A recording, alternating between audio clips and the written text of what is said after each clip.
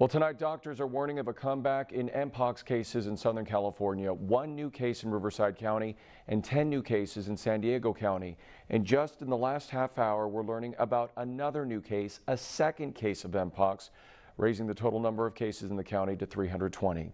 In light of Greater Palm Springs Pride this week, they want to make sure people are vaccinated and take precautions.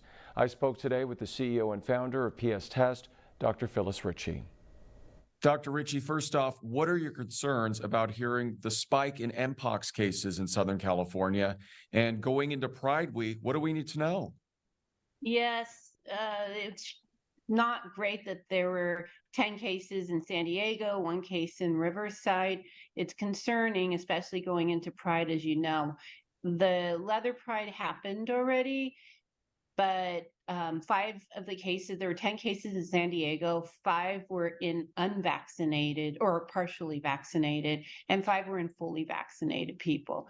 So it's concerning. The question is whether the CDC will recommend a booster for mpox. We just don't know.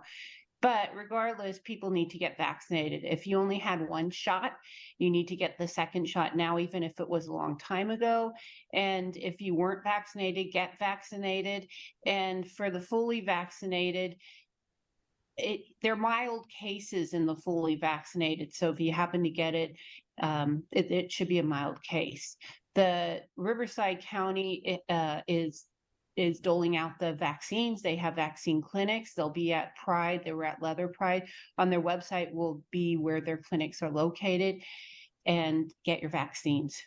Now that we know a lot of these cases involve people who are either partially vaccinated or fully vaccinated, what does that say about the strength of the vaccine?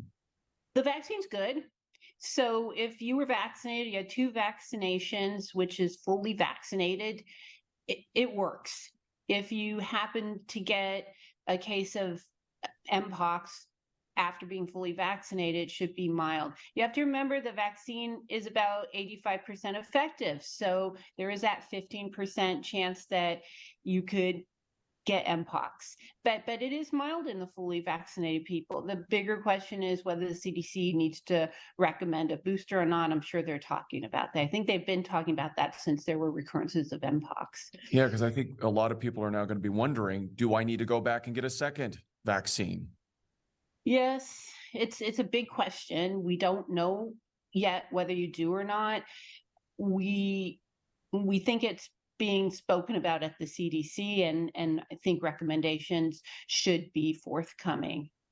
So now that we have Pride Week, and obviously there's going to be a lot happening, what do people need to do to protect themselves from mpox? It's hard because you don't want to tell people not to be sexually active. Our clinic PS Test is about sexual health, and we don't want to restrict sexuality. We promote sexuality, but we want people to be knowledgeable about what's out there. And the way you get mpox is through sexual activity. It's mostly in gay men, other men who have sex with men. And we need people to be cognizant of that, meaning the big parties, the sex parties, etc., be a little more careful. All right, Dr. Ritchie, as always, we appreciate your time. Thanks so much for joining us. Thank you, Peter, for having me.